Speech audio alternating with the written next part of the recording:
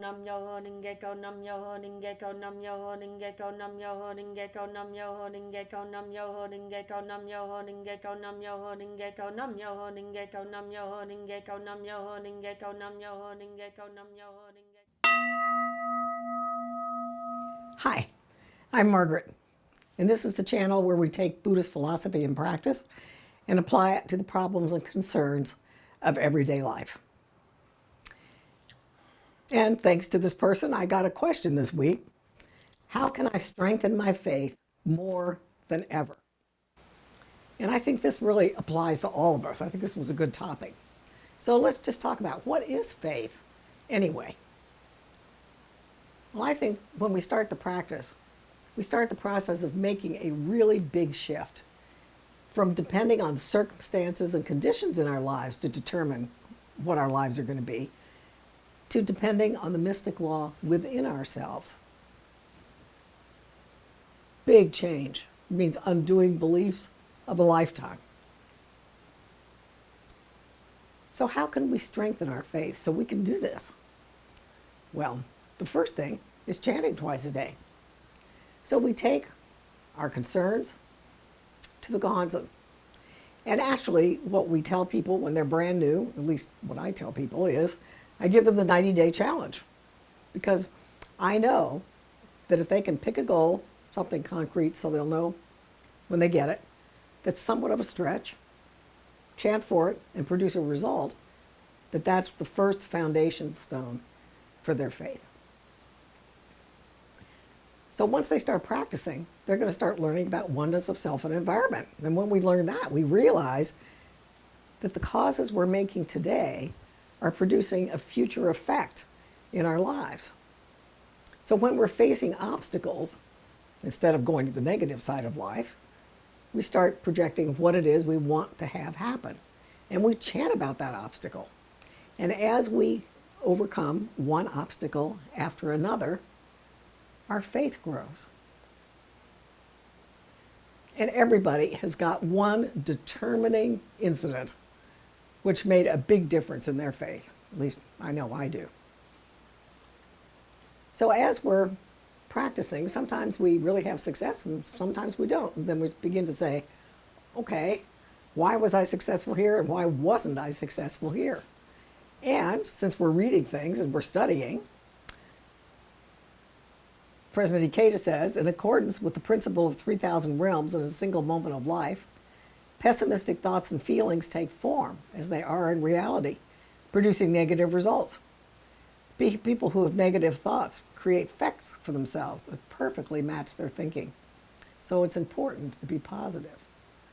Well, we read something like that and we think, and then Nietzsche says, master your mind.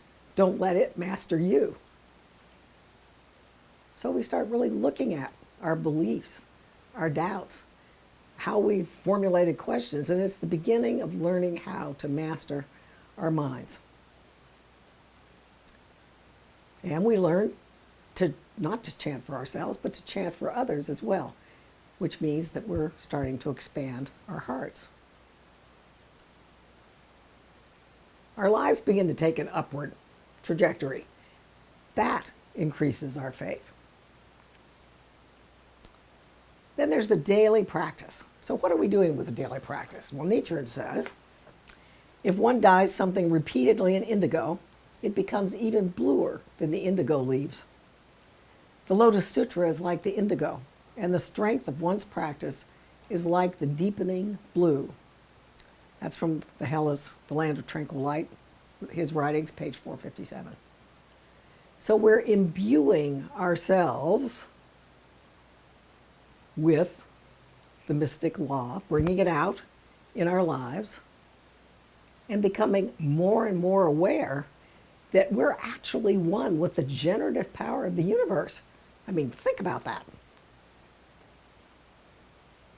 Then another part of practice is spreading the practice to help enlighten the planet, Kosen Rufu.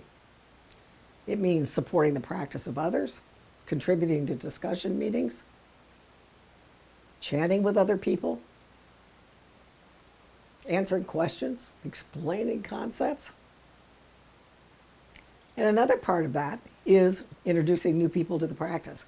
And if you want to see what would really, really expand your faith, start introducing new people to the practice. My experience with that is it absolutely increases your life force and your life just takes off and begins to fly. Then the third leg, of course, is study. And when we study, we learn, we begin to understand the concepts and the universal laws that are applied to our lives. But you know, study can surprise you too. There was one day when I was studying the heritage of the ultimate law of life and death, when all of a sudden I saw my life extending way back in this direction and way forward in that direction. And I realized I was eternal. And you know what? I think that was one of the biggest benefits of the practice because it took away my fear of death. So study can have unexpected benefits sometimes. And finally, look back over your practice and just kind of see what's happened in the years that you've been practicing. I know that I had to give a speech once to Kiwanis Group, a volunteer community group, and I knew they were going to ask me what Buddhism had done for me. So I kind of looked back over the 20 years I've been practicing at that point and suddenly saw all these inconspicuous benefits that I had not even recognized at the time, and could see how they had all been leading me toward happiness. So look back over your practice. It's great for increasing your faith. So now, how have you all increased your faith?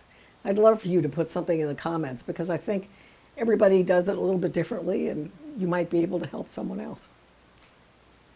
And I love your comments and the questions that you give me for topics. And I'll see you the first Thursday of next month.